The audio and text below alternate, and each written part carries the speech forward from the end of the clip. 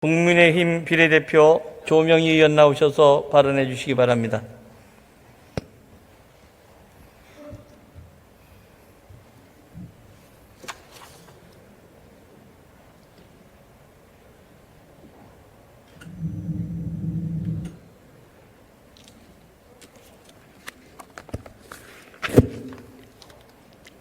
사랑하는 국민 여러분, 존경하는 박병석 국회의장님과 선배 동료 의원 여러분, 국민의힘 조명희 의원입니다.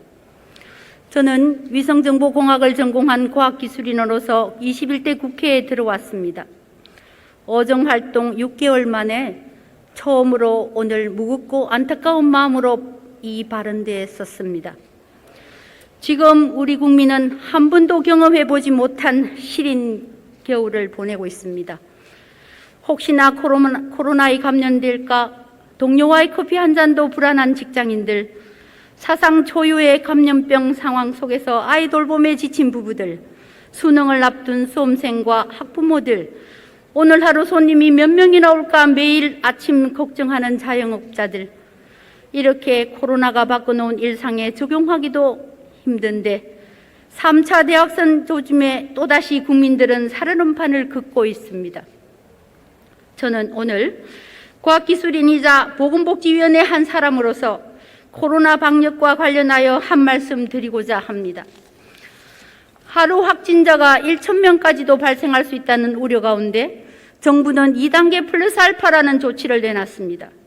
그런데 헬스장 샤워는 안 되고 수영장은 괜찮다고 합니다. 앉아서 커피를 마시고 싶어도 카페는 안 되고 음식점은 된다고 합니다. 국민의 민생은 뒤로한 원칙과 기준 없는 방역 대책, 이것이 정부가 말하는 핀셋 방역입니까? 이뿐만이 아닙니다. 우리 야당은 올해 초부터 코로나를 선제적으로 대응하라고 주문했습니다만 정부는 이웃나라 눈치 보느라 초기 방역에 실패하고 선거를 앞두고 선심성 예산을 푸는 데만 급급했습니다. 또한 8.15 집회의 살인자 운운하던 정부는 민주노총 집회에는 입을 다물었습니다. 국민 성향에 따라 달라지는 일관성 없는 이중잣대입니다. 그 결과 어떻습니까? 감염 경로를 모르는 깜깜이 환자가 다시 늘어나고 있는데 전국의 중환자 병상은 50개밖에 남아있지 않다고 합니다. 백신 외교전에도 실패했습니다.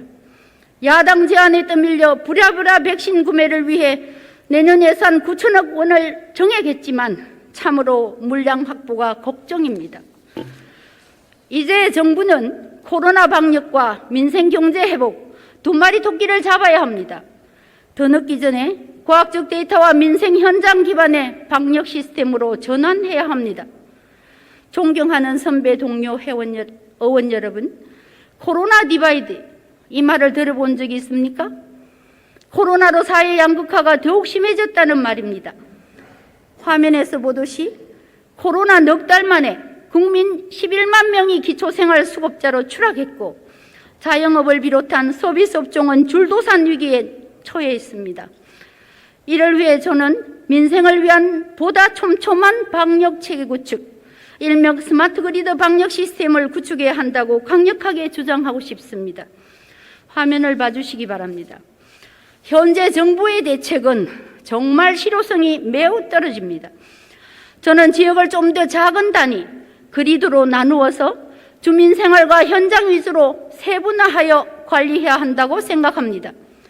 같은 수도권 지역이라고 해도 대형 시설로 유동인구가 많은 곳이 있는가 하면 한적한 산간지역도 있지 않습니까? 다시 말해 코로나 발생 이력과 인구 밀집도, 지역별 현장의 다양한 환경 특성 등 과학적 기반의 데이터를 분석하고 축적하여 방역의 상세 기준을 새로 만들어야 한다는 것입니다. 과학기술인 출신으로서 다시 한 번 더 강조합니다. 국민의 생명과 삶을 다루는 문제에 정치적 판단, 비과학적인 의사결정이 뒤섞여서는 안 됩니다. 행정편의에만 매몰된 주먹구구식 방역 기준도 절대 안 됩니다. 존경하는 선배 동료 의원 여러분, 정세균 국무총리를 비롯한 국무위원 여러분, 정치는 과학입니다. 과학은 원인과 결과를 명확하게 설명해 주는 진리입니다. 그러나 불행하게도 최근 우리 정치의 현실은 과학의 완벽한 실종입니다.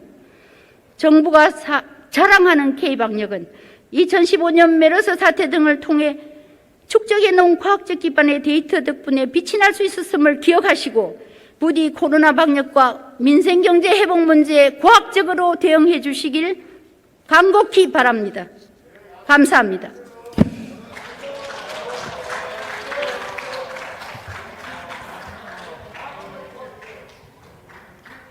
네, 조명희 의원 수고하셨습니다.